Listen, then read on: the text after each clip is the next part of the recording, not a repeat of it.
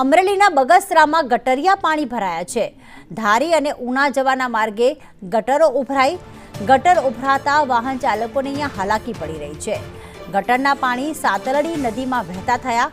અનેક રજૂઆત છતાં તંત્ર આંખ આડા કાન કરી રહ્યું છે અને રસ્તા પરથી જ્યાં રોડ પસાર થતો હોય છે, જ્યાં વાહન પસાર થતા હોય છે, ત્યાંથી ગટરનું પાણી આખું રસ્તા ઉપર જોવા મળી રહ્યું છે। દુર્ગંધથી લોકો ત્રાહિમામ પોકારી ઉઠ્યા છે। ઉપરાંત સ્થાનિકોને અહીંયા ગટરના પાણી ઉભરાતા રોગચાળો ફેલાવાનો પણ ભય સતાવી રહ્યો છે। શહેરમાં ઉભરાતી ગટરના કારણે વાહન ચાલકો પરેશાન। રોડ બની છે, રોડમાં પાણી એટલું દેખાય છે, એવું વહેતું જાય છે કે એ પાણી સાતલી નદીમાં પવિત્ર નદીમાં ભરે છે।